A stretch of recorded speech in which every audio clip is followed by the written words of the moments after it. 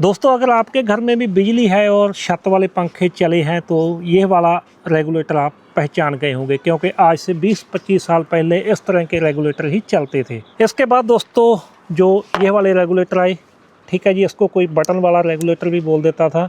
असल में इसमें एक इलेक्ट्रॉनिक सर्किट है जिसमें एक ट्रैक लगाया जाता है। इसमें एक कमी थी कि ये वाले जो रेगुलेटर थे इसमें पंखे की आवाज़ आती थी जब हम पंखे को स्लो करते थे। उसके बाद आई जी कैपेसिटर वाले रेगुलेटर, इसमें भी एक कमी होती थी। 4 स्टेप दिए गए हैं, जैसे ही आप इसको 3 स्टेप पर चलाते हो तो पंखा बहुत स्लो होता है, जैसे ही आप इसको फुल पर चलाते हो तो पंखा फुल हो जाता है। ये भी इसकी एक बड़ी कमी है। इसके अंदर एक स्प्रिंग लगाया जाता था जो कि हीट होता था और पंखे को स्लो कर देता था। आपके दिमाग में कई बार ये होता है कि जब हम रेगुलेटर से पंखे की स्पीड को कंट्रोल करते हैं तो क्या जो पंखा है वो ज़्यादा बिजली खाएगा। इसके लिए मैंने यहाँ पर पूरा सेटअप लगाया है। सबसे पहले बात करते हैं हम इस रेगुलेटर की, जो कि स्प्रिंग वाला रेगुलेटर है और मैंने जहाँ पर 100 वाट का बल्ब लगा रखा है, ठीक है जी। इसके अंदर हीटर है और जब हम इसकी पंखे की स्पीड स्लो करेंगे, यानी कि रोशनी बल्ब की कम होगी, आप मानकर चलें कि पंखे की स्पीड कम हो रही है, तो इस तरह से ये देखें बल्ब डैम हो रहा है। और जितना बल्ब डैम होता चला जाएगा इसके अंदर जो स्प्रिंग है वो हीट होगा। बड़ी कमी थी, क्योंकि जब इसके अंदर हीटर है, ये हीट होता है तो जिस भी बोर्ड के ऊपर ये लगा होता था वो बोर्ड ख़राब हो जाता था और बाकी जो साइज में काफ़ी बड़ा रहता है और इसकी रिपेयर बहुत ज़्यादा होती थी, क्योंकि हीटर जो थे वहाँ पर जो टर्मिनल निकाले जाते थे, लूप निकाले जाते थे, वो दोस्तों जल्दी उसके ऊपर कार्बन आ जाता था और इसकी जो रिपेयर है वो काफ़ी थी। इसलिए ये वाले जो रेगुलेटर है वो फेल हो चुके हैं। तो आइए मैं दिखाता हूँ। ये बल्ब की रोशनी देख सकते हो आप। मैंने इसको रखा है 1 नंबर पर और जो जहाँ पर वाटेज आ रहे हैं वो है जी 63, ठीक है जी, 63 वाटेज आ रहे हैं। अब मैं इसकी जगह अगर दूसरा रेगुलेटर लगाता हूँ, अब मैंने लगाया है जी ट्रैक वाला रेगुलेटर। रोशनी बल्ब की देख सकते हो उतनी ही रखी है हमने, ठीक है जी।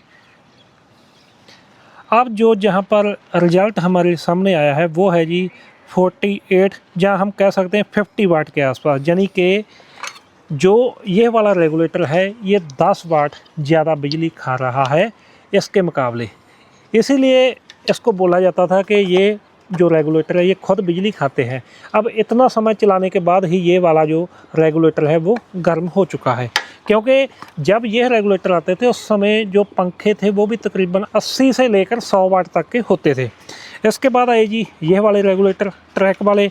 तो अगर हम इसको चलाते हैं तो इसके ऊपर आप देखें, इसके ऊपर आप पंखे की स्पीड जितनी मर्जी कम ज़्यादा कर सकते हैं, लेकिन एक इसमें जो कमी है, पंखे को स्लो करते हैं तो इसमें पंखे में आवाज़ आती है। तो जहाँ पर मैंने बिजली देखने वाली मशीन जिसको ऑसिलोस्कोप बोलते हैं ये लगा दिया है, मैं जहाँ पर आपको एक चीज़ दिखानी चाहता हूँ। इसके बारे में आपको पता होगा अगर आप बिजली की नॉलेज रखते हैं। आपने कई बार देखा होगा ना, फ्रीक्वेंसी लिखी जाती है कि 50 हर्ट्ज की फ्रीक्वेंसी वो यही होती है, और जहाँ पर आप देखें कि लिखा भी आ रहा है 50 हर्ट्ज। लेकिन जैसे ही मैं पंखा चलाता हूँ बिल्कुल डिम, तो जो फ्रीक्वेंसी है ये देखें चेंज हो चुकी है, यानी कि जो वेव थी वो चेंज हो गई है। और जहाँ पर देखें जी आप फ्रीक्वेंसी कैसे बदल रही है, कई बार तो किलो हर्ट्ज में भी जा रही है। तो इसको बोलते हैं जी बिजली में हार्मोनिक इफेक्ट, जिसके कारण जो फ्रीक्वेंसी चेंज होती है। जैसे कि आपका कोई सर्किट है जिसमें IGBT लगा है, ट्रैक लगा हुआ है, इसके कारण जो इफेक्ट आते हैं बिजली में, यानी कि फ्रीक्वेंसी चेंज होती है। लेकिन दोस्तों इसका कोई नुकसान नहीं, क्योंकि ये छोटे लेवल का काम होता है, तो आप इसको लगा सकते हैं। मैंने सिर्फ आपको दिखाया है कि बिजली की जो इफेक्ट है वो किस तरह से आते हैं। इसके बाद है जी यह वाला जो कैपेसिटर वाला रेगुलेटर, जिसमें हम 3 नंबर तक तो बहुत डिम पंखा चलाते हैं, लेकिन 4 नंबर पर बिल्कुल फुल हो जाता है। तो चलिए मैं इसमें लगाता हूं और आपको दिखाता हूं कि इसमें क्या अंतर आएगा। देखिए जी, मैंने पंखे को डिम कर दिया है, लेकिन जो फ्रीक्वेंसी है उसमें कोई भी चेंज नहीं आया।